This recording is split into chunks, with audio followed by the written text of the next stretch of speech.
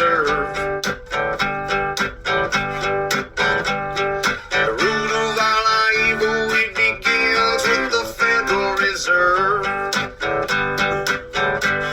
Hey, yeah, well, let's go back in time when everybody was so proud of America. I'm Tommy Salmons. This is year zero. Today, Adam Fitzgerald, 9/11 Deep Dive Part 4. We talk about the Hamburg Cell, a very important part of 9/11. So, something none of you ever ask me is, Tommy, how do you start your day? Well, the way I start my day is with a nice black cup of coffee. And thanks to our new sponsor, I have the best coffee that I've ever had in my life. That's Fox & Sons. foxndsons.com. And I can't tell you enough about this coffee. Let me give you a sample. God damn it, shit's hot. That's some good fucking coffee right there. It tastes like the last time Quincy was at my house. Just strong, hot, and black. With a hint of chocolate. So, foxndsons.com for some great coffee. If you want a little Quincy in your mouth. That's Fox, the letter N, sons.com. For that nice, dark aroma of Quincy in your mouth. Use promo code 0 at checkout for 15% off any order of $20 or more. That's Fox, the letter N, sons.com. Promo code 0 at checkout. Quincy approves this message. Go to Autonomy Virtual since RyanBunting.com is no longer a thing. He ruined all of my ads because he's an asshole. And, well, he's just a fucking asshole. So, it's autonomyvirtual.com. And as you can tell, I can barely speak because I got this weird fucking bridge in my mouth and I'm having to do this shit, 4 days after it's happened. And yeah, autonomyvirtual.com. If you want to need an IT guy, virtual assistant, any of your graphic design done, that's autonomyvirtual.com. Because RyanBunting.com no longer exists. He blew that shit up. So fuck that dude. Autonomyvirtual.com. Libertarianinstitute.com is where you can find me, Patrick McFarlane with Liberty Weekly, Kyle Anzalone with Conflicts of Interest, Keith Knight with Don't Tread on Anyone, The Scott Horton Show, writers like Jim Bovard, Will Porter, I almost said Will Bovard, but that's not a guy, I don't think, and Sheldon Richman, and many others at the libertarianinstitute.org. We're really kicking up the productivity over there at the libertarianinstitute.org, so come over there, check out all the work that we're putting in. We're really expanding the Institute and doing a lot of work that in order to help keep you informed. So go to libertarianinstitute.org. Thank you, Tom Burton, for the music. Enjoy the show. You need. I am here with Mr. Adam Fitzgerald once again. How are you doing, buddy? What's up, Tommy? How you doing, pal? I'm doing well, man. I'm doing well. A little tired. It's been a long week, but me and you both. Yeah, well, my week's not been as long as yours. Definitely not for the same reasons. No, I know. But yeah, we're both fighting through it and getting on with our lives, right? That's all we can do. Yeah, I mean, the interesting stuff about what we're covering is just as tumultuous as our daily lives, but just not as covered up and conspiracy hidden. But the Hamburg Cell is definitely a very broad topic, as you know, as we covered before in our previous audio. It seems a little bit more central, a little bit more insular regarding Khalid al-Badr and Wafaa Hazmi. Hamburg Cell could lead into a much bigger conspiracy regarding 9/11. There's a lot of mystery and intrigue regarding this group, and it basically is central to 9/11 itself because of the players involved. And these are all the pilots involved with the hijacking of planes. Khalid al-Mihdhar and Nawaf al-Hazmi, even though they were supposed to be pilots for 77, unfortunately for them, they didn't take their English classes, and because they couldn't speak English, someone had to take over the flight duties for 77 there. And so they were regulated to be muscle hijackers. But these guys that we're going to talk about today, there's a lot of mystery behind two of these people, and we could get into that today as well. I'm looking forward to it. I don't know a whole lot about Hamburg. I know that a lot of the planning for the hijacking and the attack did take place in Germany. I didn't even know exactly where. I just knew it was in Germany. That these guys, what strikes me the most about all of this, like as you start digging into this, people have this impression that the attacks on 9/11 were carried out by these kind of like ignorant people that they weren't cultured. They had no influenced by the outside world. They weren't, experiencing the world. And these guys are well traveled. They're all over the place. They're going everywhere, and it's just crazy. Yeah, I think there's a misconception happening regarding like these people couldn't have done what they did. Now, regarding the muscle hijackers, all they had to do was hold back the pastors from revolting and fighting back. The power hijackers had to be a lot more educated, and they were given a lot more responsibility. Now, if we're going to believe the words of Khalid Sheikh Mohammed, take this with a grain of salt because they were tortured. The reason why these guys were selected was because they were educated, and they actually could fit in because they actually went to university. Muhammad Atta went to University of Applied Sciences. Ziad Jarrah actually went to University of Greifswald, where he took up electrical engineering, aeronautical engineering as well. So you have a lot of these guys that basically come from a very moderate background. A lot of these guys basically also in the Hamburg Cell weren't very religious. And then we're going to talk about that because that's important because it leads into the state narrative that, these guys were highly religious and, they were ultra orthodox in their beliefs. That's the reason why they attacked us. Hopefully, when we get around to talking about the background of some of these people, that you'll finally understand that has nothing to do with religion whatsoever. But yeah, I've heard this from time to time, Tommy, regarding, these guys are basically dumb. They come from these, very remote areas of Saudi Arabia. Yeah, that's the case with the muscle hijackers. But also at the same time, these pilot hijackers, they definitely were very educated. Yeah. Yeah. Well, I'm looking forward to getting into this. I don't know how you keep up with all these names. I can barely remember that. I can barely remember the names of my kids, and I'm like, wait, who? Yeah, I can't believe it myself. Like I'll forget. I'm a concierge security guard, and I have a hard time remembering simple names like Bill and Jim, but I can remember Ramzi Ben Al Sheeb and Walid Ben Atash and all these names, and I get fun. I get picked on for it because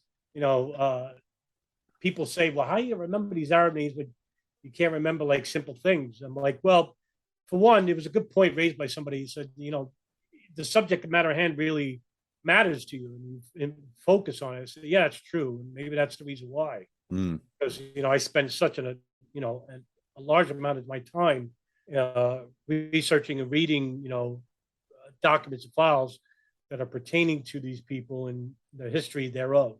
So yeah, it's funny because Arabic names are pretty hard to mention and speak. Like some of these names are really long, but yeah, that's the reason why is because I'm so invested in it. Yeah. Well, you make them sound easy. Yeah. I'm like, wait. This guy is whiter than me, and he just pronounced that like he speaks the language.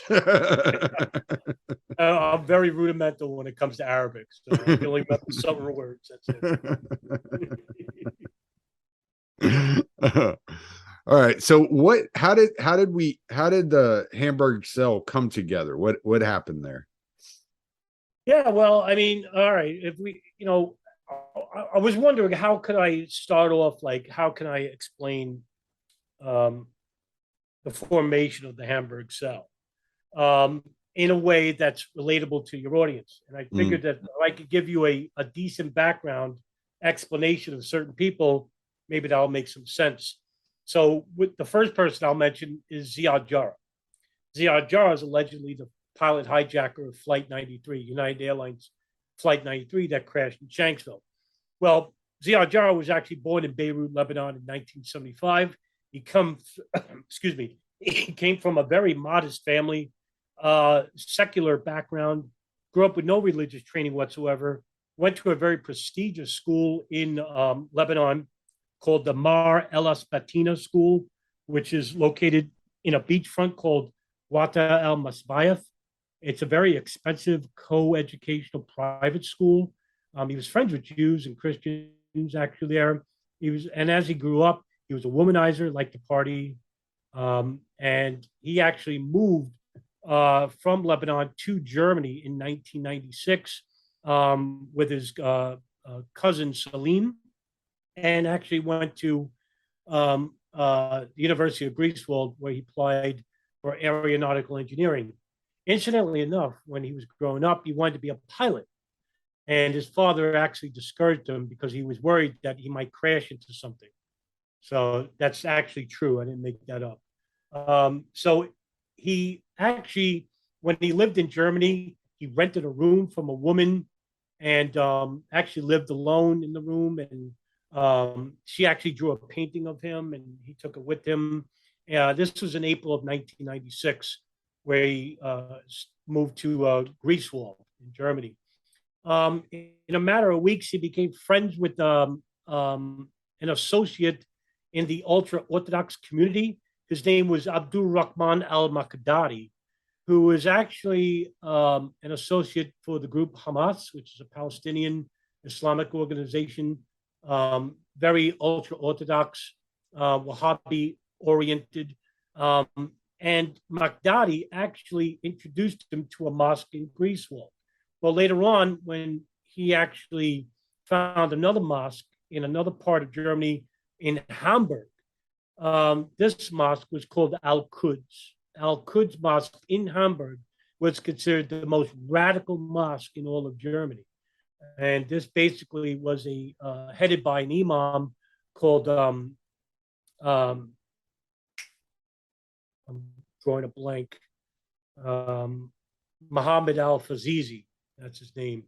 And Fazizi actually was known for his very anti-Western vitriol. Every Friday night, he would hold like these hourly private meetings with those who were much more radical, who stood behind and learned from Fazizi about Wahhabism and their vitriol toward the West, how the West is basically detrimental to foreign policy for the Muslims, the Palestinian problem in Israel, and how the United States are friendly with Israel. And so a lot of these people that stood behind were considered the most radical members. Another person who actually frequented the mosque was Ramzi bin al-Shib. Ramzi bin al-Shib grew up in Yemen. He came from a very broken home and family. A lot of his youth information is mysterious. There's not much to be known about Ramzi bin al-Shib growing up. What we do know is that he applied for asylum in Germany in 1995, where he was awaiting for asylum. He traveled to Bosnia in 1996, fighting against the communist regime in the Balkans. Al-Qaeda affiliates were actually fighting alongside here. It's alleged that Ramzi bin Khalid Sheikh Mohammed and Nawaf al-Hazmi also fought in the Balkans as well during the same period. Whether bin al-Shib met with them, it's not known. What is known is that when he returned from Bosnia, he went to Germany and he applied at the University of Hamburg and studied there. and basically got familiar with the Al-Quds Mosque himself. Another person who was situated with the Hamburg Cell was Muhammad El Amir El Sayed Atta, otherwise known as Muhammad Atta. He came of a very prominent background in Germany. His father was a lawyer, his mother was a teacher. And basically, he was an average student in Germany. And it's also alleged that when he was growing up in his teens, he actually applied for a Muslim Brotherhood affiliate when he was growing up. And this affiliate was involved with architecture, which was basically an engineering syndicate affiliate with the Egyptian Muslim Brotherhood, which is the oldest and the first Muslim Brotherhood in the Arab world, which was created by Hassan al-Banna in 1932, I believe. I could be wrong about the year, give or take a year. Muhammad Atta actually his father invited German teachers into his house. He knew about these people, and they actually persuaded Muhammad Atta to apply for the universities in Germany, in which he basically did. He traveled to Hamburg, Germany, and he got himself situated with a university there, and actually got situated with the Al-Quds Mosque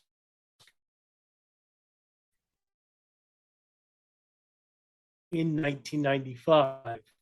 And other people like Marwan al-Shehi, Saeed Bahaji, Munir al-Multasek. These are all people that stood behind and commiserated with people like Ziad Jarrah, Marwan al-Shehi, Ramzi bin al-Shib, and excuse me. While they were in this mosque over the last couple of years, in 1996, Muhammad Atta grew a beard. He himself also wasn't very religious growing up. I forgot to mention that.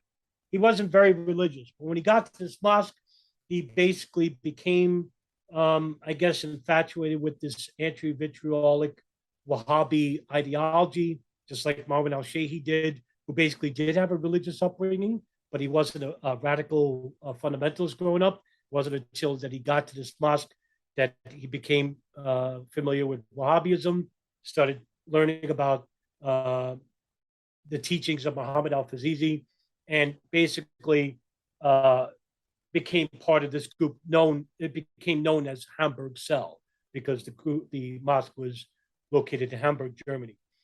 Also, right about 1995-96, we started learning about certain individuals. Now, these individuals are going to play a very key part in helping facilitate these young minds into becoming radicalized. And a lot of these people basically weren't German citizens. They actually grew up in Syria. And these are people that you probably never heard of before, because the media doesn't really mention them, but they're very important. One of them is Mohammed Haydar Zamar, who is of Syrian origin. He grew up born in Aleppo, Syria. He was an Al-Qaeda recruiter, and he was a money launderer and a gun runner.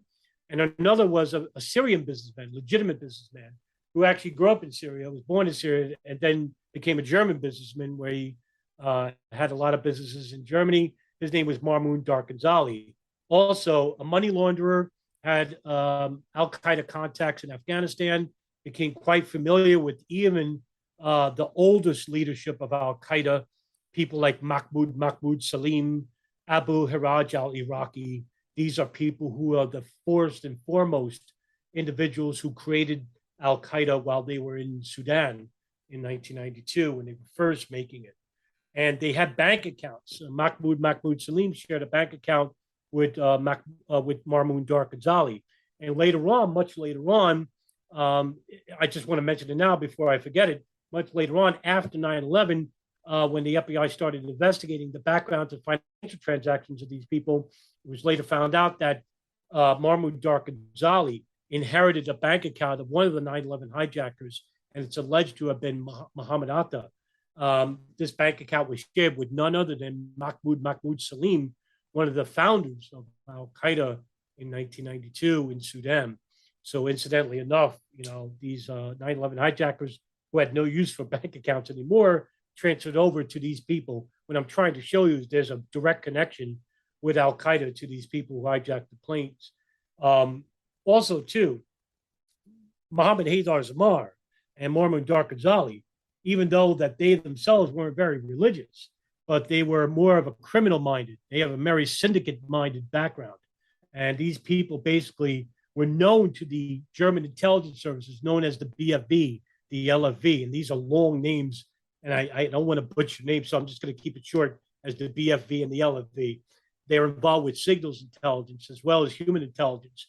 And they knew about the mosque for years because they knew about them in the early 90s when they started preaching this anti-vitriolic, anti-Western diatribe. And then when 1996, when they were becoming situated with intelligence operations involving people like Mohammed Al-Fazizi, Mahmoud Darkened, and Mohammed Haydar Zamar, they found out that this network started to grow when the Hamburg Cell suddenly became at the forefront of German intelligence. Now, at the same time, about a couple of years later, in 1999, the CIA became involved. And it's not known when they became involved regarding the intelligence services. But if I had to guess, now this is speculation, so be careful. I'm going to take this with a grain of salt. If we're to believe that the NSA were listening to the phone calls of the Yemen hub, and which I mentioned before in previous audios with you, Tommy, the NSA could basically warn the CIA, say, hey, listen, we know about a phone call between Mohammed Haydar Zamar and, say, Mohammed Marmoud Marwan al-Shehi, who was allegedly the pilot hijacker of United Airlines Flight 175. And actually, this phone call did take place, and the CIA was well aware of it. Later on, Michael Scheuer, the head of Alex Station, the chief of station of Alex Station, basically said that these phone calls were known to German intelligence as well as the CIA. And then later on, when the CIA knew about these people, they basically tried to turn Mahmoud Darkened and Mohammed Haydar Zamar into CIA informants. Now, it's alleged between them that they turned them down. But that's what we heard about Ali Muhammad, who basically became a triple spy for the CIA, the FBI, and Osama bin Laden, as well as Omar Abdul Rahman of the Egyptian radical sect Gamma Islamiyah, who had links with the World Trade Center bombers and also the Landmarks bombing plot. And then you have Israeli intelligence. So basically, I don't know what level they had in Germany, but I could tell you what they had in America. But we don't know about the level of information that they had abroad. It's very little. So I really won't talk about that much because it's very nondescript right now. But maybe hopefully in time, as we look into deeper intelligence ties to Israeli intelligence and the Hamburg Cell, maybe we can get a bigger portion. Now, later on, when we talk about Ziad Jarrah, I'm definitely going to bring up what could be a huge Israeli intelligence operation involving Ziad Jarrah, but I'll get to that much later. So we have now domestic intelligence. Yeah, go ahead. Can I ask a couple of questions? Sure. Because there are some things that I'm just kind of I'm curious about. All right. So we anybody who's read Scott Horton's books or dug in any to the Iraq and Afghanistan involvement in Al-Qaeda, we always kind of view them as only Sunni. Now, Wahhabi is something I've heard quite a bit. Now, I've never had it like really defined for me, but you brought up Hamas earlier, and Hamas, if I'm not mistaken, is more Shia. Am I correct? No, that's Sunni Islam. Oh, Hamas is also Sunni? Yeah, Hezbollah is Shia. And Hezbollah. Okay. Yeah, that was my mistake. Lebanon. They're from Lebanon. Right. Okay. So, all right. So my next question, excuse me. My next question would be, what do you think was attracting these non-fundamentalists to this mosque? Like, how were they getting drawn into this more fundamentalist aspect? Yeah, this is a fantastic question. Oh, and by the way, just to let you know, I'm muting my mic while you're speaking because there's this echo I'm hearing in my headphones. and I just don't Oh, want are to you? jump through on the recording. Yeah. Okay. So I'm muting my mic while you're chatting. Now I can't hear you at all right now. No, nothing. Really? There we go. I can hear you now. I'll just mute my mic. It's not a big deal. Okay. But that's why I was just shaking my head and making facial like Oh, like wow. Okay. facial I'm expressions sorry. and not saying anything a while ago because I was like, I'm slow. no, that's okay. Yeah, shut up. There's just a slight echo and it's bothering me while I'm listening. And I'm like, I don't want it to bother my listeners. So Oh, you know what? I know exactly what it is. Can you hear me now? yes, Okay. Is there an echo? no. No. I know what happened. Okay. I took out my headphones so I could, because I didn't want to wear the headphones, but I don't care. I'll wear the headphones this way you don't get an echo. Oh, okay. Okay. I Yeah. had the speaker on. That's why. Oh, I hear okay. the Yeah, because there was like this Mm. like little like injection Was it whenever there? whenever I would like nod or like Right. reply, I was like, oh, I'm gonna go ahead and mute and just kind Oh, of I let have to. I'm sorry that happened. So no worries. my No fault. worries.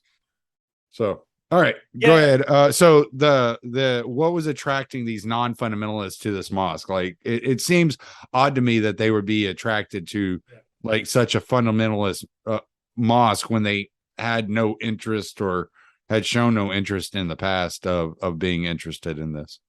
Yeah, it's such an awesome question, by the way, Ty. I love this question because this is exactly what's the essence of the case, right? What brought people like Ziad Jarrah with no religious training, no background, into such a fervent, radical militant mindset, right? Why did Muhammad Atta, seemingly, educated, go to this mosque when he had no like really religious training? What brought them there, and why did they stay there? And that's a great question. So I really have no real answer for that, because if we actually really had an answer to that, well, if we listen, for example, if you listen to the State Department narrative of, oh, they just got brainwashed because they went there, but that doesn't tell you anything. Why did they go there initially? And then listen to what they had to say. Was it impressionable? Did they really have like a connection to the plight of the Muslims regarding what the United States has been doing? That's actually a feasible reason. Yeah. But what doesn't resonate with me is that, especially with Ziad Jarrah, because Ziad Jarrah grew up as a secularist, and to go into those I can understand if it was a gradual process. No, he went right to the most radical mosque in Germany, and while he was there, he was like being helped along by these individuals like Muhammad al-Makisi, and later on there was another individual, Marcel K. That's all we know about him. His name was His name was Marcel K. And he met him in Westphal in Germany. And he was basically an important individual, basically because even in the weeks prior to 9/11, the days prior to 9/11, he actually called him in Germany. He was the only person that kept in contact while he was in the U.S. that he kept in Germany. I don't know why. And there's not much information out there about this guy, Marcel K. In fact, Paul Thompson and the History Commons timeline is the only timeline that magically mentions this, along with the German publication Der Spiegel. And basically, he only calls him with something really like there's a problem arising or he needs help with something. And, we don't know to the level of extent that he's getting help from. And there's, like I said, with Ziad Jarrah, there's so much mystery there, but it could be potentially the big case involved with Israeli intelligence. I'm going to get to that in a minute. But yeah, I really couldn't give your question any justice, because even I don't know why. Because that's what bothers me is like, why did these young guys basically go to this mosque other than to basically reaffirm that their hatred for the United States and Israel regarding what they're doing to the Arab world? That I can understand a little bit, but to stay there and basically stay there for like a year or two, they stood there for a couple of I think it's approximately 16 months, and basically become manipulated by these people.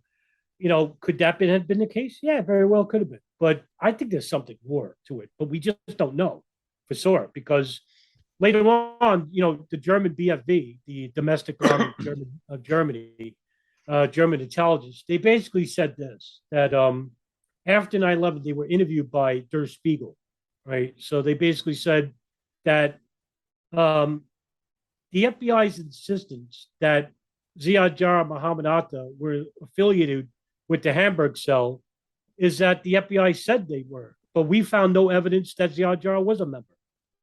And so when I heard about that, I was like, well, that's really interesting because they only found one item that basically showed that Ziad Jarrah was even remotely known to these people.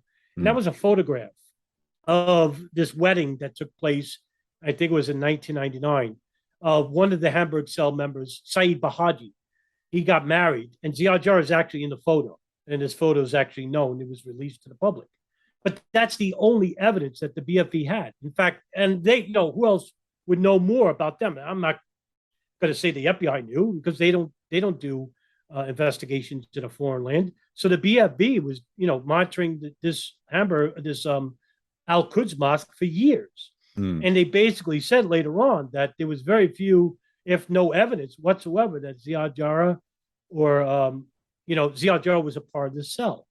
And I'm going to get to that in a minute. A lot of this is going to make sense when I build up the case for what I think is going on here. But, during the years of 99, Mohammed Atta, Marwan al-Shehi, and Ramzi bin al-Shib, they actually moved into an apartment, which is the address was 54 Marion Straub. And they basically lived in this apartment and helping them into this apartment, getting situated with Mohammed Haydar Zamar. So this link between Al-Quds, Al-Qaeda, and the Hamburg Cell is a straight, like no wavering.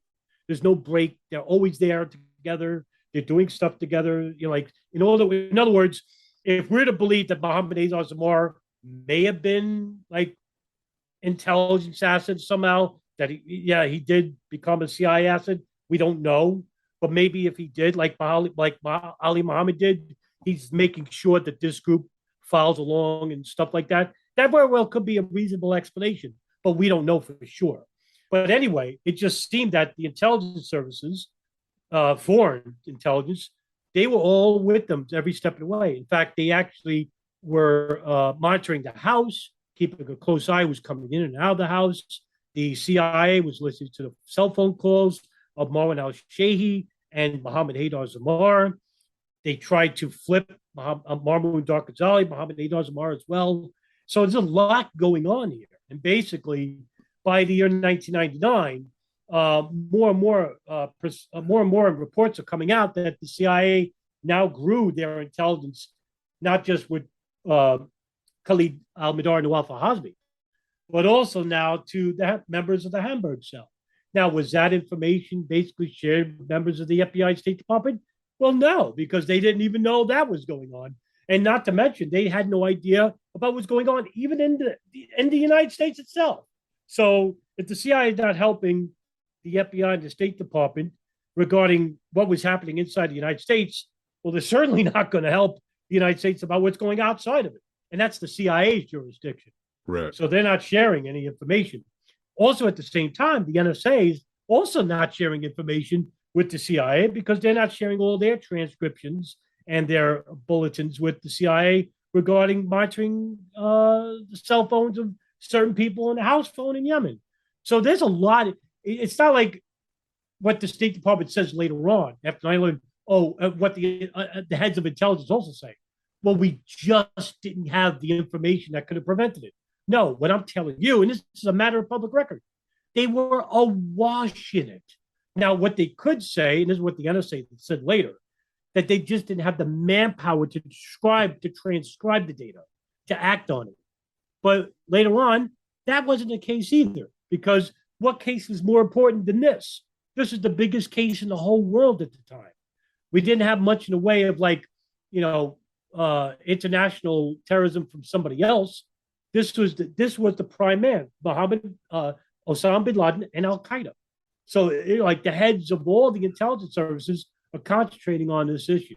Well, you would think too. I mean, it just common sense tells me that if I were, let's say, in the NSA or in the CIA or DIA, any of these things, and I were to come forward to in congressional testimony, before the intelligence community and be like, hey, look, the same people that carried out 1993 World Trade Center bombing are planning something bigger.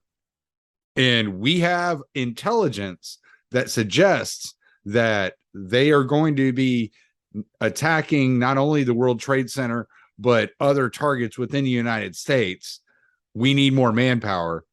The way they throw away around money into the Defense Department, and you would think they would find, out of the $1.7 trillion they spend every fucking year on defense, you would think they could find a dime to put towards investigating and more manpower to investigate the intelligence they had. This is why people get caught up in the conspiracy theories that the United States, if nothing else, if they weren't directly involved, they were at least complicit because they didn't take action. This is why you get that idea, because people are so frustrated. It's like, I'm an outsider looking in at what you had at this time, and I can tell you that if I would have gone in front of the Senate or the House and brought forward this intelligence and said, we need more funding, we need more manpower, we need this, you would have gotten it. You know what I'm saying? And so people get really caught up in that. And I understand the frustration when you look at it. Yeah, look, everything you said was actually correct, because what I'm telling you up until this point, and there's a lot more, and I'm going to add to it. Like, you basically got to sit back. Even the layman regarding 9/11 is basically saying, "Oh wow, it almost sounds like they wanted this to happen, because they were right lock and step with these people." And I'm not just talking about Khalid al-Mihdhar and Nawaf al-Hazmi just inside the United States. I'm talking about these people in the Hamburg Cell, even in Germany. Yeah, and then we're talking about years prior to 9/11. 5 years prior. I'm giving you a timeline to where I'm giving you that space to where it wasn't like they knew 9/11. They found out late about 9/11. They couldn't act on it. No, that they could have acted on it. Absolutely, they could have. And that this goes back many years prior. And, I'll give you one example of how close these people were. There's a CIA liaison officer by the name of Thomas Volz, V-O-L-Z, who works out of the Hamburg office. And basically, he appeared at the headquarters of the Hamburg State Domestic Intelligence Agency called the LFV. I mentioned the BFE, the LFV. And he's basically responsible for tracking terrorists and domestic extremists, just like the LFV. And he's the one who basically approached Mahmoud Darkazali. And because he said that, he thinks that Darkazali, up to that point, basically knows about unspecified terrorist plots, because he's speaking with Bowles previously before and basically built a rapport with them. He just didn't commit to being a CI1, which is a confidential informant, high echelon informant for the CIA. I don't know if he did or not, because according to the Chicago Tribune, in an article dated November 17, 2002, efforts to recruit Mahmoud Darkazali began in the spring of 97, but the CIA didn't admit that that the interest either waned or he grew as an informant. So in other words, they neither confirmed nor denied the fact. Well, if he didn't become an informant, they basically say he didn't become an informant. But because they can't deny the fact, because he most likely was. And if you want to look deeper in the roots, I won't do it here because it takes too much time, you look deeper into the roots of Syrian criminal brotherhood regarding their connections to people like Abu Nidal organization, which is an older, Arab fundamentalist organization that probably gave birth to these Arab fundamentalists of the future. There's a connection between the Syrian criminal organizations that people like Muammar Darkazali, Mohammed Azar belong to, and also to Al-Qaeda affiliates later on. As you can see, there is a direct connection between these older groups and these newer groups that just take on a religious aspect to it. But in 1999, it's alleged by the state that an individual named Mohammed Aoud Slahi basically went to the leaders of the Hamburg Cell, Mohammed Atta, Ramzi bin al-Sheikh, Marwan al-Shehhi and Ziad Jarrah, and persuaded them to go to Afghanistan because these guys wanted to join the jihad in Chechnya. And that's coming from the FBI and the LFV, the German intelligence domestic Right. spyware agency. They basically said that they found out that these guys wanted to join an Islamic jihad, to fight against, the enemies of Islam. So they were going to go to Chechnya. But somehow the state basically said, no, it was Slahi that persuaded them to go to Afghanistan and basically meet with bin Laden and Al Qaeda there. Now, this story falls apart. Why? Because they arrested Mohammed al-Slahi later on after 9/11. Yemeni authorities turned him over to the CIA. The CIA basically tortured the living crap out of him for years. He basically was held at Guantanamo Bay without charge for 16 of those years, and he was just released. He made a film called The Mauritanian, which is excellent. I advise everybody to watch that film. It talks about the background and the life of Mohammed al-Slahi. And every charge that they made about him, even the 9/11 Commission report basically said he was the conduit that persuaded this. Well, guess what? That wasn't the case. That story never existed. He never was a liaison officer for Al Qaeda. He never persuaded the Hamburg Cell to go to Afghanistan. So that's one big hole in the story. And basically, how did they get to Afghanistan? Well, we don't know now because there's no information showing that they had a facilitator that told them to go to Afghanistan. But they did go to Afghanistan because we have video of it. So, but who got them there? That's the question, right?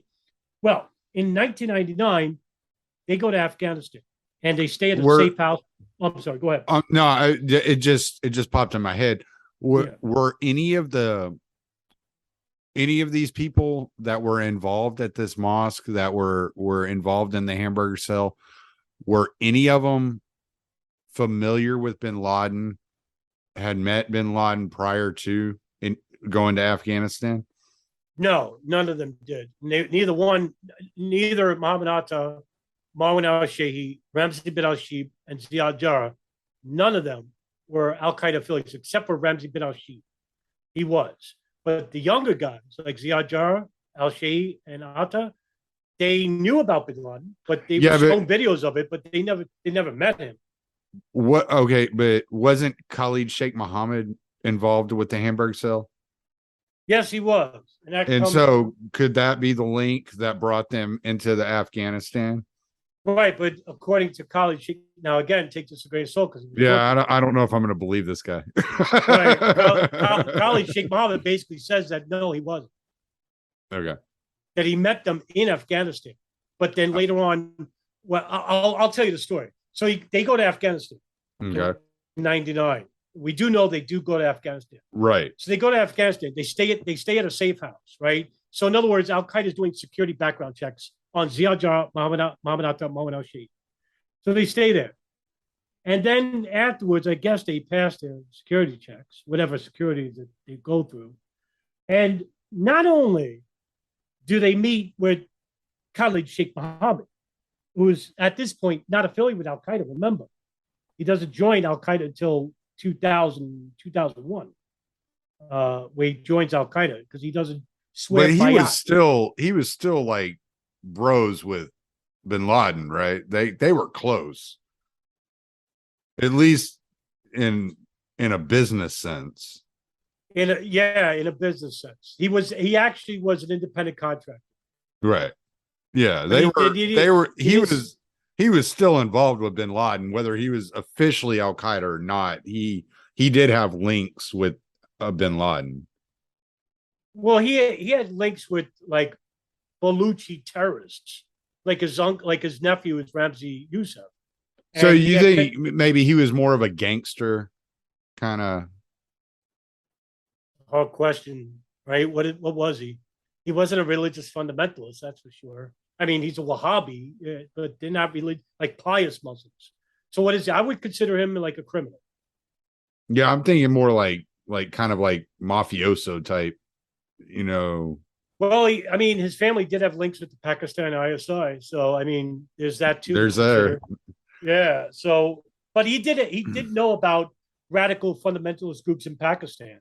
So, like, he was very familiar with those groups. But swearing loyalty to bin Laden. He didn't do that until 2000, 2001. But like in 99, the story goes that Muhammad, again, take this with a grain of salt. Khalid Sheikh Mohammed goes to Osama bin Laden in 1999 and basically proposes this operation called the Plains Operation. And he tells him about this idea to hijack 10 planes and to crash them all inside the United States, all over. Right. And bin Laden says, I'll think about it, too much. But later on, he has the second meeting in December of 99. And bin Laden says, he pitches the idea, and bin Laden likes it. He says, but we'll do it with 4. Remember what I said, just take that a grain of salt because it's coming from Khalid Sheikh Mohammed. He was tortured. He could have been telling the truth. Well, he could have been lying. We don't know. He was tortured. Anyway. I don't know if I would believe him if he wasn't tortured. I mean, but that's the whole idea. We don't know for sure. See, instead of making a decision, a definitive decision of yes and no, we're left with we don't know. And that's the worst position to be in. Right. We don't know. We have no idea. So anyway, Khalid Sheikh Mohammed meets with members of the Hamburg Cell, and he takes them to meet who? The military commander of Al-Qaeda, Mohammed Atef, the second emir of Al-Qaeda, Dr. Ayman al-Zawahiri, and Osama bin Laden. So in other words, there's no like gradual process of meeting the lower rungs of Al-Qaeda. No, these guys, these nobodies, basically go and meet the top echelon, the power structure of Al-Qaeda. And not only do they meet them, but they're told about being involved with the most important operation in the history of Al-Qaeda, which is called the Plains Operation. Right. And they basically chose them and said they chose them because they're Western, they're educated, they're Western looking, they're educated, they speak some English, and so they could familiarize themselves inside the United States. So they tell them about this operation. They tell them that if you want to become heroes for martyrdom for the Arab community, the Muslim community, against the demon United States, we'll give you a martyrdom operation that would, put the knees of the United States where they are on the ground. And according to, the narrative reported by the 9/11 Commission report and the FBI Pentagon report, as well as the statements made by captured Al-Qaeda officials, that, yeah, they agreed to it. Right. So let's just go along with that storyline, right, for now. So they agreed to it. Now, can I interrupt one more time? Because I do want to ask you, have you ran into any evidence or any hint that bin Laden or Khalid Sheikh Mohammed or any of these guys that were involved with the CIA operations in Afghanistan from the 80s had a mole within the United States government? God, that's a question and a half, huh? Wow. Because there's a lot of what you're saying, and then I'm taking things that we haven't gotten to yet, right. And I'm thinking about it, and I'm like, the only way this makes sense is if they knew this stuff was going to happen. Well, you don't have to go back that far to actually know what's going to happen, but according to... Well, no, what I'm saying is like the only way for, like, let's say the coordinated attack on 9/11, it took place during an operation when they were testing, the defense of aeronautical attacks, right? And it took place during this, so it confused a lot of people as to what was going on. It's like, in order to time it that way, that doesn't seem like coincidence. It seems like they had this information. And where did they get this information? Right. All right. I know where you're coming from. So, okay, let me put it this way. The job of the intelligence services is to do what? Collect information. So they can access the information and act on it before the operation happens, right? So that's the job of all intelligence services. Right. To collect information about dangerous individuals and access that information and to prevent terrorist operations from even happening. Now, if we are to speculate, and this is reasonable speculation, let's flip it. The intelligence services got wind of the planes operation. Let's just say they even heard about it through the Yemen hub, because the NSA, remember, the NSA was listening to the phone calls, right? Right. So they're listening to the phone calls of Mohammed Haydar Zamar, Marwan al-Shahid, people within Al Qaeda. Remember that they had a tap on Bin Laden's satellite phone. That satellite phone was used by Dr. Ayman al-Zawahiri, Mohammed Atef. Let's just say, for example, that somehow within these transcripts and these intelligence taps, that they got wind of a plot. It's called the Plains Operation, and that they use crude talk to talk about it. Crude, broken code. That you could break yourself and know what they're talking about. Right. So let's just say there was an element within, say, the NSA or the CIA that knew about this planes operation, and that foreign intelligence services got wind of this plot as well, because they're running their own operations. Now, whether they're in conjunction with the NSA CIA or they're doing it separately, either way, it doesn't matter. But let's just say they knew about it. And so that the heads of these operations basically said, it would benefit us to have these operations be successful. And so we can actually expound on the after effects of these operations for a greater geopolitical cause, because that's what this is all about. Because what happens after 9/11? Well, you got the Patriot Act, the North Defense Authorization Act, 2002, 2003. We went to war with Iraq. We went to war with Afghanistan. We later on went to war with Syria. We went to war with Libya. Big, giant defense contracts for LG-3 technologies, Raytheon, Boeing, productions of missiles, bullets, big money. We're talking trillions, not even billions, trillions of dollars. Afghanistan itself was $3 trillion. And I don't know how much Iraq was. I think it was like 1.2 trillion or whatever. The amounts are staggering.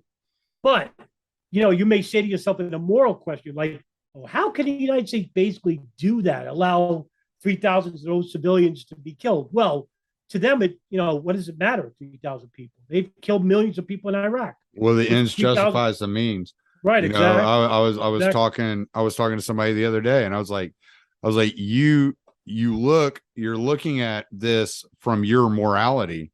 You can't look at it from your morality. You had what's her name come out after 500,000 Iraqis had died and said, we think the cost was worth it.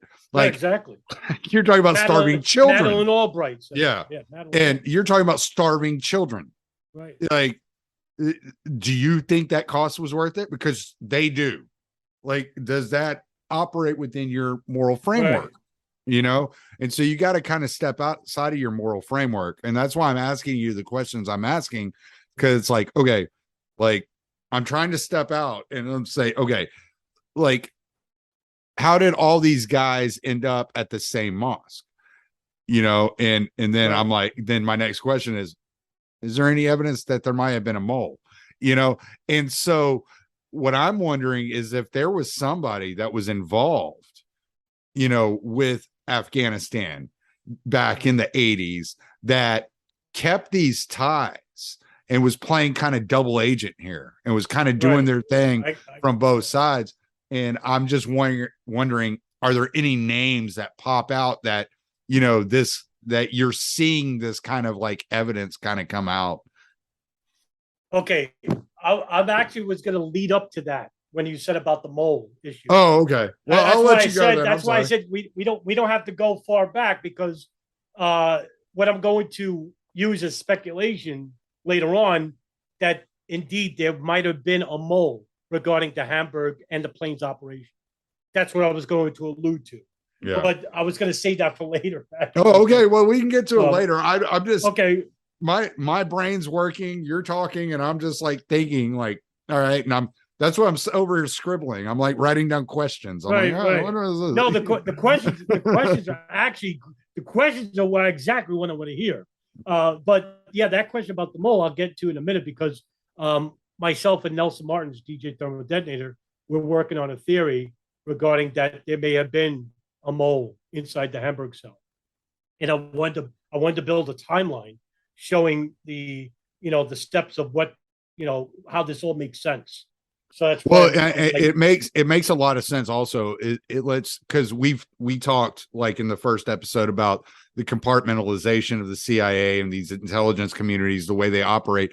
And so like if you can visualize the way that these systems operate and say, okay, I'm unwilling to go out on a limb and say the entire United States intelligence services were involved in this plot.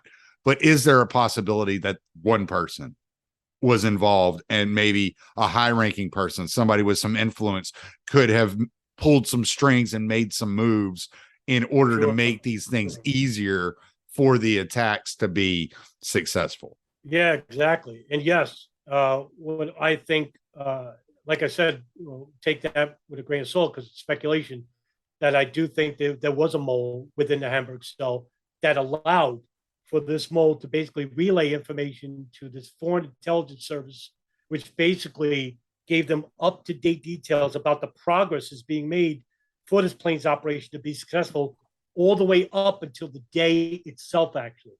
But I'll get to that in a second, actually. The 9/11 Ray Epps. Yeah, exactly. Even, and you know what? It's even worse than that, actually. So you'll understand how broad this operation may have been, actually. So they're in Afghanistan. They're told about the plane's operation. They agree. And then they go back to Germany. They go back to Al-Quds. And they prepare themselves to basically now enter the United States to begin operations. Now, up until this point, like I said, Mohammed Atta, Marwan al-Shehhi, Ramzi bin al-Shibh stay at this apartment called 54 Marienstraße in Germany, which is being watched by the CIA and German intelligence LFV. Ziad Jarrah continues to live on his own. He meets his girlfriend there, Azel Senguin, but he never lives with her. He actually stays alone. He lives in an apartment. He lives in a room with that woman I told you about. He basically just lives alone, stays alone, whatever. All right. 2000 comes along, and Marwan al-Shehhi is the first to arrive inside the United States, and he goes to Florida. Then comes Mohammed Atta. He arrives in Florida as well in the summer of 2000. And then Ziad Jarrah. Ziad Jarrah enters Florida, actually enters New Jersey, then he goes to Florida and resides in Florida as well. Ramzi bin al-Shibh, however, couldn't get into the United States. Now, his application was actually denied when he applied for a U.S. tourist visa while in Germany. So he basically was going to be a pilot hijacker. Because he couldn't get inside the United States, he was actually designated as a facilitator between bin Laden and members of the Hamburg Cell. So he would coordinate with all the members of the pilot hijacking team, as well as the muscle hijacking team that came much, much later. So these guys went to Florida flight schools. Mohammed Atta and Marwan al-Shehhi basically lived in an apartment in Hollywood, Florida. And basically they lived with themselves. They went to aviation school, Huffman Aviation, which was owned by Rudy Deckers. And basically this had a long history of very shady practices with the CIA, drug running. Daniel Hopsicker wrote a fantastic book called something called The Venice Flying Circus. It's an awesome book. It's hard to get now on Amazon, but it actually details about this drug running operation that began in the 80s regarding Huffman Aviation that was used by the CIA to conduct drug running operations. Is this was this what Barry Seal was involved in? No, it was different. But okay. It was like going into similar, Mena, Arkansas and shit like that. Yeah, similar. It was similar to it. Okay. But there was a lot of shady stuff going on there. But nevertheless, Ziad Jarrah, he went to a different flight school. I think it was called Florida Air Traffic School or something like that. Florida Flight School, something like that. And guess what? He lived alone. Didn't live with any of the others. And basically, these guys, Mohammed Atta, Marwan al-Shehhi, they got their instrument ratings in December of 2000. Ziad Jarrah got his instrument and commercial pilot's rating license in 2000 as well. I think he was the first, and then Mohammed Atta and Marwan al-Shehhi got theirs in December of 2000.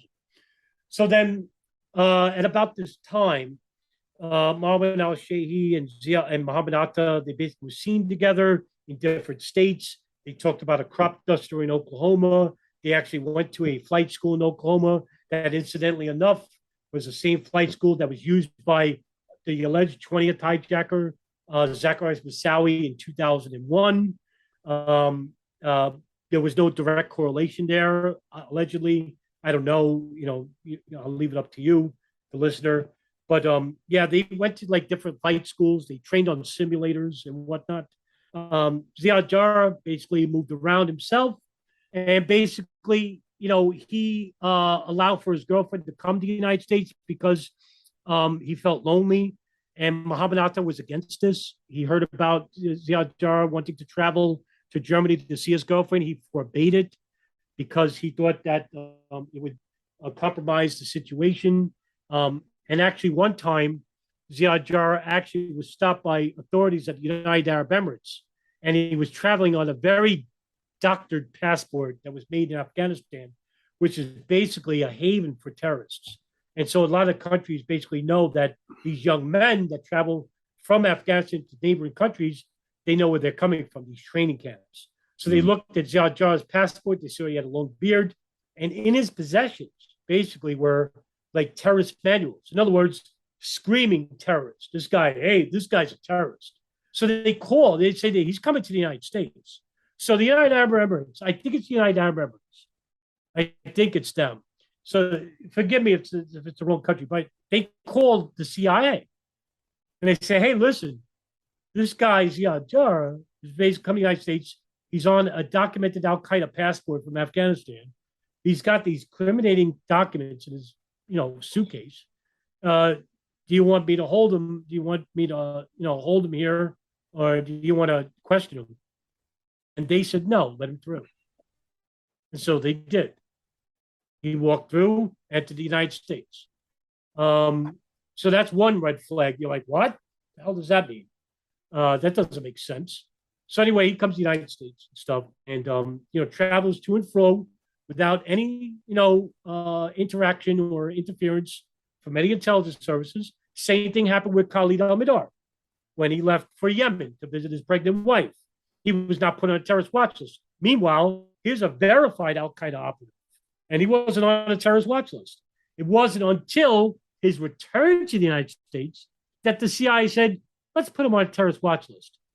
Wow. You would think that they would have done that years prior, but no, now that he's inside the United States, he's on a terrorist watch list. So, but by then it's a little bit too late, wouldn't you think?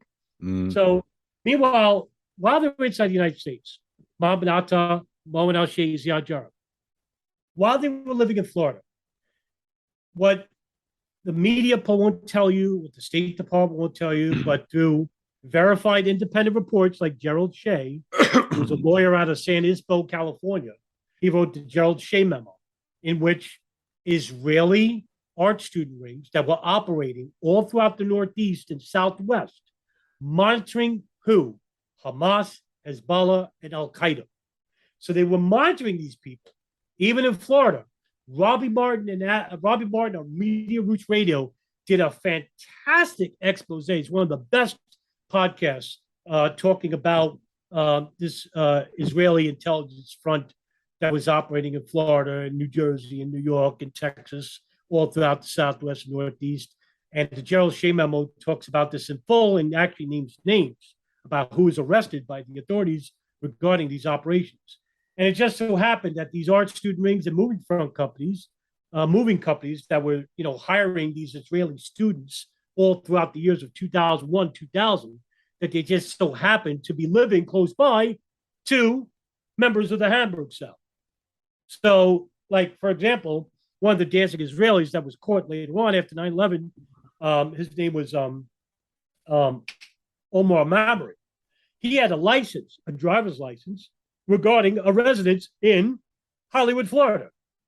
So what the hell is that guy doing in New York when he had a residence in Hollywood, Florida? Well, he was involved with the moving companies that were involved with monitoring these people. Now, what did they collect? What did they know? We don't know, because pressure from the State Department, and this is not shocking at all, that a lot of these people that were arrested by the FBI and Department of Homeland Security after 9/11, all these Israelis that were basically detained and involved with these massive operations, they were all deported, every last one of them, because the first law that they broke wasn't a federal law. It was an immigration law because they all had over expired visas. Now, I happen to think that that was on purpose because as long as you have an expired visa, you're no longer a federal. You're a foreign entity, so you can't be held by the FBI if you're suspected of a crime inside the United States. But because you're a foreign entity and you're not an American citizen, you're a foreign national. Well, the first crime you committed was an immigration crime, and you're deported. And I don't see Israeli basically Was bringing there back these people to begin investigations into their background. was there visas actually expired, or did they overstay? Because like there's a difference. No, a lot of these expired. A lot of them overstayed, but a lot of them were expired. But they did it on purpose. That's So incredible. yeah, all of them. Well, In fact, because a visa, I only know this because Beatrix moved here from South Africa. Right. The visa is good for 10 years. So these were student visas that only lasted 6 months. Oh, okay. Well, see, that's what they tell you. Like when, all right. So the way it worked, like with her visa, is she got a 10-year visa, but she's only allowed to be here for 6 months at a time. So she would be able to come here for 6 months. It would be marked on her passport when she arrived. She's supposed to leave within 6 months of that time. That's why I'm asking, did the visas actually expire? Did they just overstay? Like, because those are two different things from my experience. Now, this might be some other sort of visa program that they were going through. That's very possible. I don't know everything about immigration, but all I'm saying is that her visa was good for 10 years, but she was only allowed to come for 6 months at a time. Right. And so after that 6 months, she had to fly out, she had to leave, and then she could come back and be here for another 6 months. But if she left, like, let's say she left 6 months and a week later, right? So she overstayed her visa by a week, then she would not be allowed to come back in. She'd have to reapply for another visa. So that would like defraud her visa. And that's what I'm asking. I'm wondering if it was some situation like that. Right. So the visas that these guys took were student visas. And there's a difference. With a student visa, it's anywhere between 3 to 6 months. And then you have to go reapply. But one thing you can't do on a student visa is basically get a job. So there's a different visa for that. I think it was called like an A110 or something like that. Right. You have to say, hey, I'm working for a company, because you have to pay taxes on the money that you get.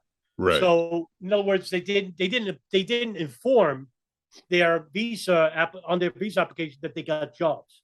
So with, like, for example, Urban Moving Systems, which everybody knows by now, was the moving company that the dancing Israelis came from. Well, in the year 1999-2000, they put out flyers for Israelis that were coming inside the United States that were here on temp visas to work with them because they pay under the books. I work for moving companies, and sometimes they do this. They'll pay you under the books for the employment, so they don't have to pay tax dollars on it, right? Mm-hmm. So they basically work for these people. But at the same time, these guys are not on record, so you don't have a background of these people. That's another added plus for these people. They could just disappear and without any record whatsoever. So because they violated the order of a student visa, either they expired or they didn't, reapply, the first thing that the FBI has to do is hand them to INS because that's the first law they broke. Gotcha. And the punishment is deportation. Gotcha. So in other words, like with the dancing Israelis, not to get myself over ahead here, to go back to Hamburg Cell, but the dancing Israelis, they were detained by the FBI for 71 days. But then they got pressured by two unnamed senators and with Alan Dershowitz acting as a mediator to basically pressure their release. The FBI didn't want to because they said, hey, these guys know something, right? Yeah. And we think they know something more, right? And it even says so in the FBI redacted report. There's a page and a half redacted where the FBI basically says, what was the reason for holding them? Well, if it basically says, well, we don't think they're involved. Well, that's not going to take a page and a half of redaction to say it. I think they knew much more than what they were implying, right? Yeah, But I actually think that subject in and of itself is worth a full hour. Like we're gonna really, I'd really yeah, like that's to. a huge. Yeah, that's a I'd huge. really like to get into that because there's a Yeah. lot of things I've heard that I'm not certain about all the details of, I'd like to get into that. But Yeah, I mean that's fine too. Yeah, in fact, one of the longest articles I ever wrote was basically talking about the FBI redaction report, and I put it in chronological order and added some information along with it regarding urban moving systems. yeah, Yeah, but getting back to intelligence, like these guys. sorry, people. Oh no, it basically No, I'm has not. to make sense. I'm somehow. apologizing to the listeners. Like, I'm sorry, Yeah. we're kind of doing our own thing here. Yeah. So, yeah, like what I want to show is that there was intelligence, foreign and domestic, that were very closely situated with members of the Hamburg Cell and people out west, like Clete Albedard and Lafadvi. So it wasn't like they didn't have a handle. Like these guys were stepping every step of the way, watching these people go and go and go, Yeah. monitoring these people. All right. So 2001 happens. Right now, these guys, the muscle hijackers, started coming in. And a lot of these guys are from like the rural areas of Saudi Arabia. And they basically, all they had to do was basically be the muscle hijackers, train in like at the gym, prepare themselves. Now, here's the thing. Did they know it was a martyrdom operation? Did they know they were going to die on it? I can't give you a yes or no answer because even though there are martyrdom will videos of these muscle hijackers, and I posted 9 of them on Odyssey. They don't mention the planes operation. Now, As-Sahab Media, which is the Al Qaeda media arm, basically shot these videos. So they are authentic. These are real authentic videos. Now, they are martyrdom videos because they do talk about dying for the cause, but they don't mention the planes operation. That's what makes me think. I'm like, I don't know. Now, did they know about the planes operation? Yes, they did. Did they think it was a hijack? I probably think that they did think that. I'm not, like I said, I can't give you a definitive answer. I hate doing that. Like, I always like to try and inform my listeners and audience about information. And like, I hate being held in a state of like, disbelief or belief because you don't know where to turn, what's right and wrong and what's not. But I don't know. I couldn't tell you. But one thing is for certain, that these guys were the muscle hijacking part of the planes operation, and they need to know very little, right? So they come inside the United States. Now here's another. Can you explain what their role was and what makes them like a separate entity? Well, it's simple. That all they needed to be involved was to make sure that the passengers of these planes that were being hijacked would not revolt and get into the pilot, and take over the plane. These guys basically had to kill somebody, and they used a box cutter. Now, I have to talk about this for a little bit because I hear this from like the fringe community of the truth movement.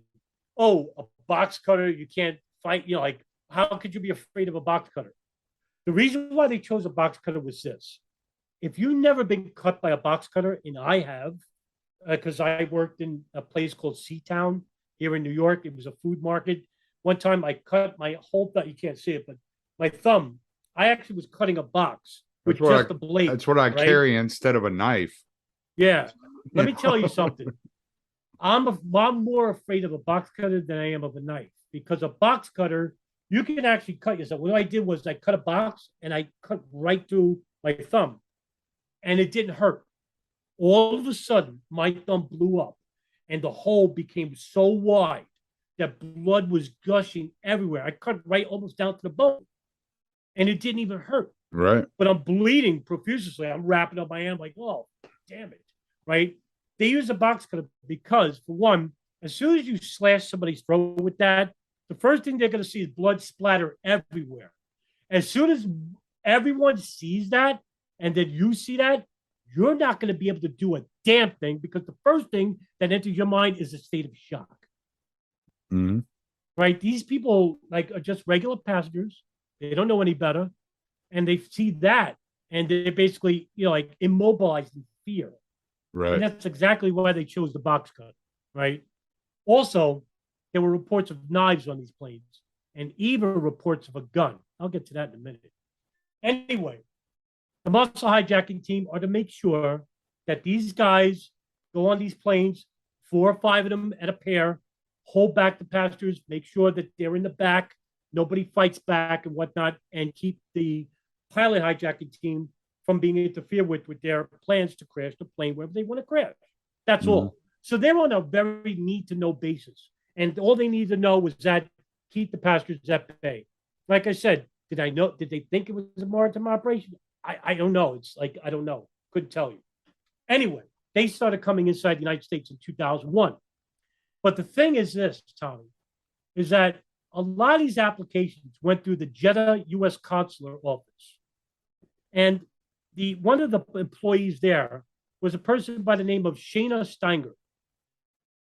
And according to her, because she was interviewed by the FBI, she said in the summer of 2001, a lot of these applications that started coming in from the Saudis, some of these applications were incomplete. In other words, the muscle hijacking team of 9/11, a lot of these, all of their applications, all of them were incomplete. Some of them couldn't answer where they were going. Some of them couldn't answer who they were meeting. Some of them couldn't answer how much money they had. Some of them couldn't answer when they were coming back to their state, to the country of origin. And basically, in the rules of immigration, if a person viewing this application sees it as either mysterious or nefarious, they're to hold another session, which is a face-to-face meet session with the applicant. Well, according to Shayna Steiger, she was pressured by the State Department to allow all these applications to be approved under the Visa Express program. Now, for those who don't know about the Visa Express program, this was a program that was constituted by the United States Immigration Naturalization Services because they wanted to repair relations with Saudi Arabia. And because they have a lot of students here in the United States, especially in states like Oklahoma, where they go and study oil engineering at the University of Oklahoma, University of Oklahoma State. They go there, Texas, Arkansas, right? So they said, you know what? We'll just pass all these applications through. And some of these applications weren't even approved for the Visa Express program, which makes you wonder, like, wow, none of these applications. So in other words, Shayna Steiger never had a muscle hijacker's applicant meet a face-to-face. Not one. So in other words, if you're to believe that the muscle hijackers didn't even put their applications in the mailbox of the, say the immigration services because they had to mail it, well, it didn't have to even be them. It could have been somebody else for that matter. We don't know. What we do know is that these guys basically did come inside the United States. They were given their visas at the consulate office in Jeddah. They were approved, and they did come inside the United States. And this was the book you and I were talking about last week or the last episode, Passports for Al Qaeda. Right, exactly. J. Michael Springman. Right. And that goes back even further to Operation Cyclone. Yeah. Operation this was going on for a long time. It kind of became just the way they operated there at the Jeddah office. And so when these guys came through, it was nothing new. It was like, all right, we've been doing this for 30 years. We're just going to keep doing it. It wasn't some big shocker. So it doesn't mean that, these people were in on it. It just means that there was this kind of lax program that the bureaucracy that wants to, clamp down on your neck, but they're going to, give exceptions to specific people based upon identity and yada, yada, yada. We hear all these catchphrases nowadays all the time. So it was this kind of what would you call it? It was kind of like their version of a redress of grievances, I guess. Right. Yes. And to show you that when Shana Steiger basically said that the reason why she approved these applications was that she was so overwhelmed that she actually was one of maybe two people that basically was working at the consulate. They were overloaded with applications. Mm. So she basically told the FBI in 2002 that, yeah, she approved these applications because she was being pressured by her superiors about letting these applicants go through. And it just so happened that the applicants that go through, some of these were bad applicants. But because they didn't do any stricter security measures, they just allowed anybody in. So in other words, it's like this air of plausible deniability, if you will, because you really can't say that, oh, she knew about these people, they were bad. Well, she really didn't, because she didn't do any do any stricter security backgrounds on these people, because they were just allowed to come in. Just like with J. Michael Springman in the 1980s, they just allowed to, and that was the CIA that basically told them, just let them in. Just let them in. Yeah, just well, it would be like blaming the Border Patrol for MS-13 getting into the border. Right. It's the same type of deal. It's kind of like, no, it's just this revolving door, and just the way it works. And like, the bureaucratic system acts very slowly to correct any of these wrongs. So it would definitely not, it's not her fault. It was just the policy. It was the way it was, and she was just there to operate on the policy, just like a Border Patrol agent is on the border operating by whatever policy is laid out before them. It's no different. No, it's no different. And then also, by allowing all these people to come in, they're hoping at the same time that like all these radical fundamentalists will come in and basically they'll commit a terrorist action, and then they can like expound on that and take advantage of it. And, basically, what is always the after effects of a terrorist operation? Well, the overreaction. That's right. As Saul Alinsky once said, that the real action is in the reaction, right? So basically, you get these people, that the muscle hijackers that come inside the United States in 2001, and they're basically now familiarizing themselves with members of the Hamburg Cell. However, while this is going on, Ziad Jarrah, still at this point, even while he was living in Florida and Maryland, he's living alone. Never lives with even members of the muscle hijacking team. All right. So fast forward to the weeks prior to 9/11. You know what? I'll even go just days before 9/11. Just days before 9/11, right? So Ziad Jarrah actually travels from Florida to New Jersey. He rents a room at the Days Inn Motel in Newark, which is right near Newark International Airport. And what's funny about this story is that, you may seem like, what's the big deal about this? Okay. Ziad Jarrah actually rents a room for himself. He then rents a room for the muscle hijacking team. And they are Mustafa al-Hassawi, Ahmed al-Nami, and Saeed al-Ghamdi. Those are the muscle hijackers for Flight 93. Now, you have to wonder to yourself, why would he do that? Why would he rent a room for himself? And why would he rent a room for the muscle hijackers? Wouldn't you want to live amongst them? And he did this 2 days, September 9th. So you figure why would he just be in the same room with them and get familiar with them? Because, you want to be every step of the way, making sure this operation goes, to plan, right? But no, right? So Mohammed Atta, Marwan al-Shehi, they go to Washington, D.C., and then New York, and they rent a room. The muscle hijackers, they get familiar with them regarding their separate plane operations. And so September 11, 2001 happens. No, I'm sorry. Let me back up. September 10th, 2001. This is huge. It's the reason why I can't negate this.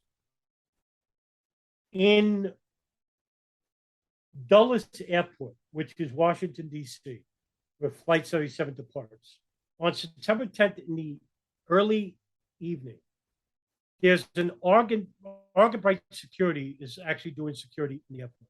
There's a security guard by the name of Eric Gill, and he's actually situated between the security entrance checkpoint and the tarmac where the planes are being prepped for the next day.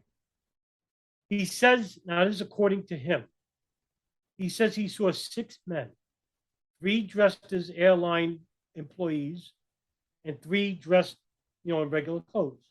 But the ones that were dressed as airline employees, they had like these filthy clothes on, like they came out of a hamper, right? So they had the necessary credentials to go through a security checkpoint. And now they were heading toward him with the tarmac, the security checkpoint that leads to the tarmac. So Eric Gill notices that they don't have the necessary credentials to get into that because you have different credentials for that. And they basically tell him, he says to help you because they're actually now looking around, looking at other ways to get in. So he goes, hey, can I help you? Because he thought that to be odd. And he says, yeah, we need to get in there. And he says, all right, do you have to pass? He goes, no. He goes, well, I can't let you in. So they start cursing at him. One guy said that, we're very fucking important people in broken English. He goes, you got to let us. And after hemming and hawing, knowing that they couldn't get in, they walked out. They walked away. Eric Gill says, I don't know what happened after that. And his later interview. He tells him that his shift ended, but when his shift ends, nobody replaces him to guard the door. Now, the only way you can get into that door is having the credentials to get into that door, and it opens up. But there's no guard at the door. So I'm going to get back to that in a minute. Also on September 10th, Ziad Jarrah from his hotel room writes a letter to his girlfriend, Azel Senguin. And he writes a very long encrypted letter. It basically says that he'll see her in time. That paradise awaits us. You'll understand why I'm doing this. It won't be understood by you now, but one day we will meet again. And you would think that this being his last letter to the most important person of his life outside of his family, that everything in that letter would go like nothing would be wrong with it. But what happens? He writes the wrong address. Later on, after 9/11, the FBI, because it was the wrong address, it's returned to sender. It goes back to the hotel room. But the problem is that the FBI intercepted the letter because they're doing an investigation into September 11, 2001. And they got a hold of the letter. I'll get to that in a minute again. September 11, 2001. Ziad Jarrah leaves his room with the muscle hijacking team. Now, according to the FBI, Ziad Jarrah makes a phone call to his girlfriend who's getting her tonsils taken out. So she really couldn't talk. But she later tells German investigators after 9/11 that the only words he said to her was, I love you, I love you, I love you. And then he hangs up. The FBI states that they don't know whether that phone call took place in the hotel room or in the airport. Does that make any sense to you? Mm-mm. Why couldn't they know where that call originated from? But that's what they wrote. And the 9/11 Commission report in their footnotes actually state that they don't know where that call originated.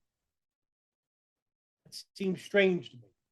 Anyway, Ziad Jarrah does get his boarding pass. It is clipped, and they go down the tarmac. The muscle hijacking team, they go through security screening. Their boarding passes are recorded, and later on, the FBI actually interviews people working at the airport saying that they did see these people. They get on the plane, whatever, right? Mohammed Atta, he gets on his plane. Mohammed al-Sheikh gets on his plane. Now, I got to bring this up too, because this is important. Also on September 10th, Mohammed Atta and one of the muscle hijackers of Flight 11, Abdulaziz Al-Amari, travel from Florida all the way to Boston, and then from Boston to Portland. Now, this is a killer for me. Why did Mohammed Atta and Abdulaziz Al-Amari go to Portland? That's really big. According to the 9/11 Commission report, they said so that because they don't want to bring attention to authorities that a bunch of Arabs are getting on these planes. Just go in separately. Nobody's really thinking about terrorism at that point, right? Nobody knows nothing about Arab fundamentalist terrorism. So that didn't jive with me. But later on, it was found out that when they went to Portland, they stood at a hotel, and that they got a connecting flight from, I think, Delta Airlines to Logan Airport, Boston. And one of the ticket agents, his name is Michael Chuhe. He basically looked at Mohammed Atta, and he saw like Mohammed Atta was like, I don't need a boarding pass, do I? He goes, yes, you got to have a boarding pass to connect the flight. He was pissed. And he said, Chuhe said, like he had these serious eyes and he'll never forget his face. And basically he gave him his boarding pass. He goes, you're cutting it close. You're about 5-10 minutes late for your flight if you don't get on now. And so they basically almost missed their flight at flight 11 by connecting on this connecting flight from Portland to Boston. Like, it doesn't make sense why they went to Portland. Now, me and Nelson Martins are working on a theory that the reason why they went to Portland was to meet with other affiliates who are going to hijack additional airlines. Now, that isn't false, because we do find out there were additional airlines that were going to be hijacked. Mm-hmm. And later on, CNN did a report, and I could provide that report, that they found box cutters taped on the backs of food trays and other planes in LaGuardia at JFK. Even on September 13th, when they lifted the flight ban, there was over 55 people that were arrested. One dressed as a pilot trying to get on the plane, who was a relative of bin Laden family. Surreal. Like, but who were these people? Were they Al Qaeda? Were they groups? We don't know. Right? They were the other 6 planes. Right. We don't know. We don't know who these people are. Anyway, they travel from Boston. They travel from Portland down to Boston Logan. They barely meet. They barely get on flight 11. It was like 5-10 minute window. They almost missed it. Biggest operation. So in other words, whatever they did in Portland was really important enough to basically almost miss their flight. Right. They wouldn't have gone there for nothing. Yeah. Right. That's what I think.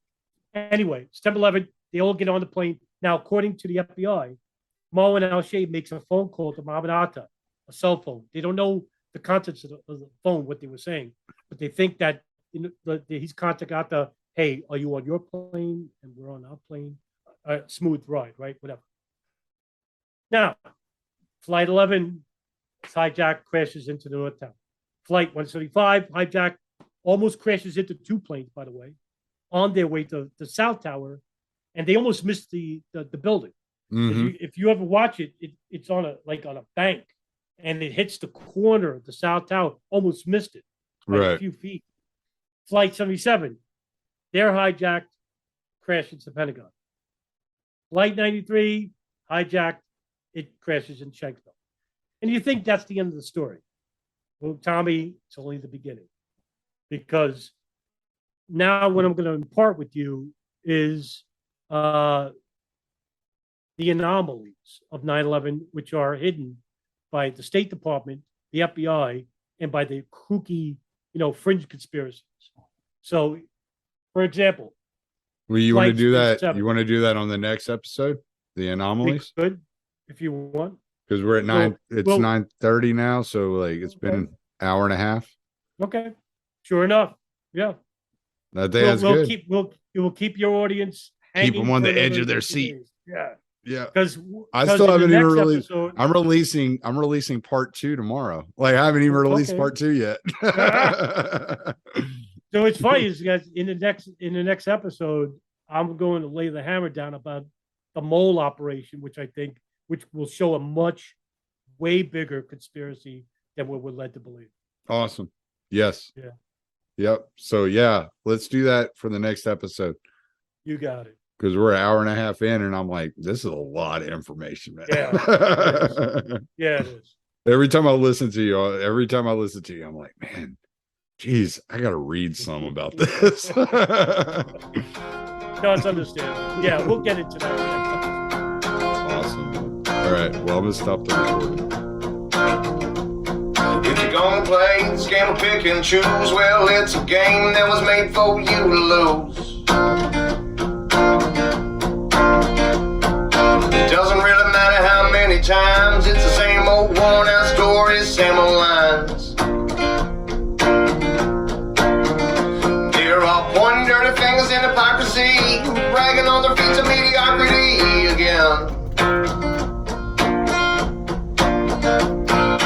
Never really making any kind of change, but they keep on getting re-elected, and I find that strange. And that's why I say fuck them, don't feed them, cause we don't even need them. I never celebrate the tyrants that are taking our freedoms. Yeah, I said fuck them, don't feed them, cause we don't even need them. I never celebrate the tyrants that are taking our freedoms. What's it gonna take for you to see that we're living in a rigged democracy? People stand in line for the thieves that they've been choosing, paying no attention to the rights they keep on losing. But they all gather in the rallies and they chant their names, on goddamn well that it's all gonna be the same. Just 4 more years of war and taxes, 4 more years of them grinding down their axes. And that's why I say fuck them, don't feed them, cause we don't even need them. I never celebrate the tyrants that are taking our freedoms. Yeah, fuck them, don't feed them, cause we don't even need them. I never celebrate the tyrants that are taking our freedoms. Cause we don't even need them, we'll never celebrate the tyrants that are taking our freedom. Fuck them, don't feed them, cause we don't even need them, we'll never celebrate the tyrants that are taking our freedom.